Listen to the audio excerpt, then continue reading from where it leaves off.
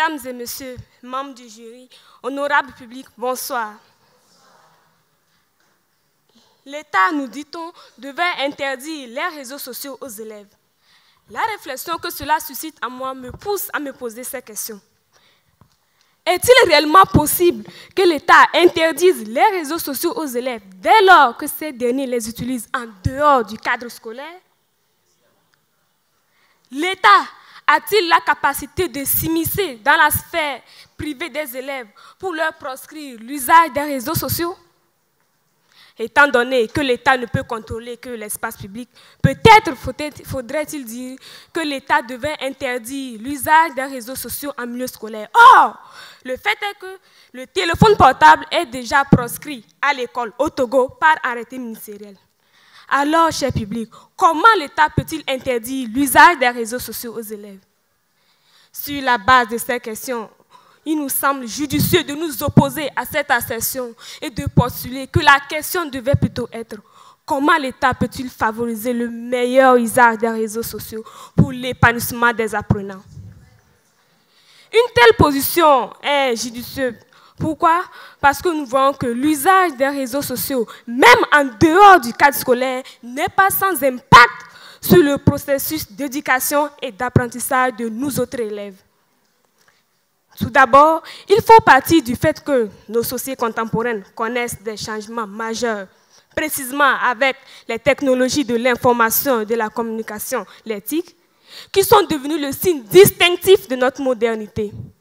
Les médias sociaux font partie de ces nouvelles technologies dont les jeunes, les élèves en particulier, sont les premiers à se les approprier.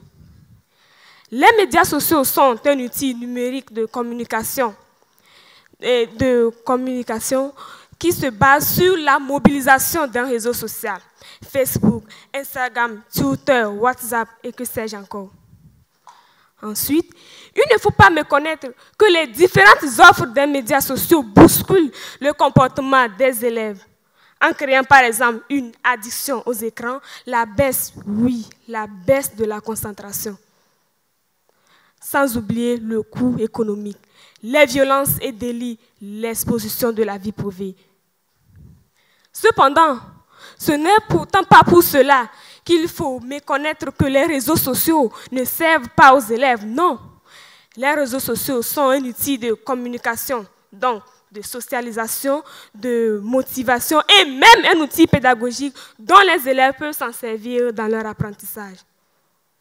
Enfin, cher public, compte tenu de la nature de ces réseaux sociaux à la tête de Janus, c'est-à-dire de leur nature ambivalente, l'État, reconnu comme instance de décision, ensemble de structures institutionnelles, autorités souveraines exerçant une autorité sur un territoire donné, en vue de garantir le bien commun, assurer la liberté et surtout l'éducation de ces citoyens, devait introduire au sein des programmes éducatifs une éducation aux médias. Pourquoi? Les médias sociaux ont un aspect pédagogique qui sont souvent inconnus ou ignorés juste parce que nous nous basons sur leurs inconvénients. Toutefois, même si nous autres élèves valorisons les aspects ludiques au détriment des aspects pédagogiques, il faut pallier cela en permettant que ces médias sociaux soient utilisés d'une façon sereine par les élèves. Je vous remercie.